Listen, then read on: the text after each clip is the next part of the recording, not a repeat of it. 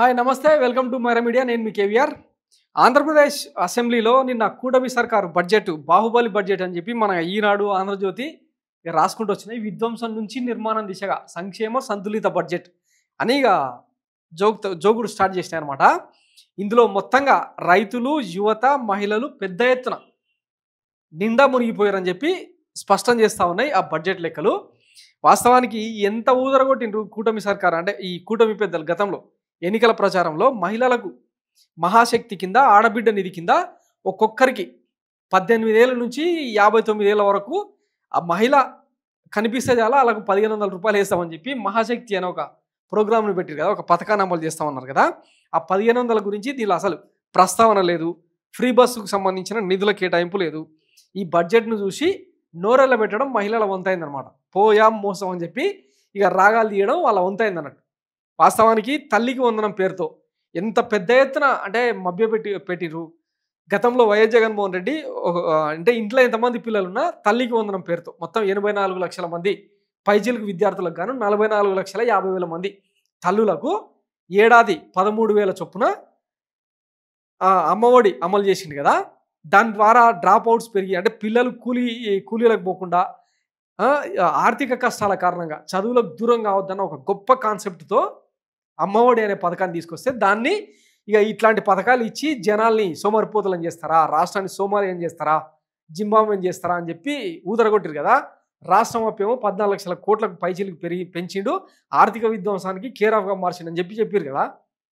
మరి ఇన్ని మాటలు చెప్పిన వాళ్ళు బడ్జెట్లో ఎందుకు దాన్ని రిఫ్లెక్ట్ చేయలే? అదే సోది అనమాట, అవే సొల్లు ముచ్చట్లు తప్పిస్తే కొత్తగా ఏం లేదు.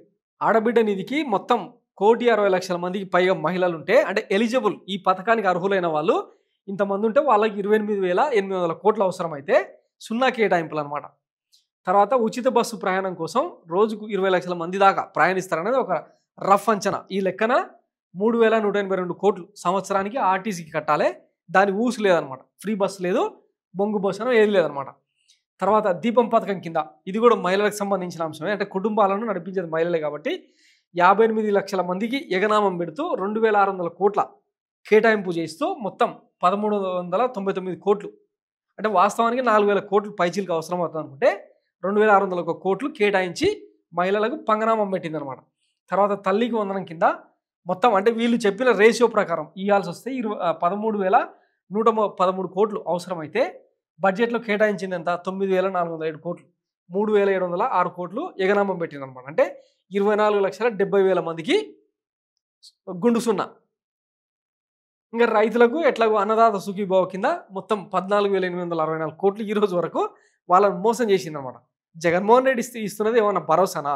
మేము అధికారంలోకి వస్తే ఒక్కొక్క రైతుకు ఎంత పొలం ఉన్నా 20,000 రూపాయలు ఇస్తామని చెప్పి ఊదరగొట్టింది కదా.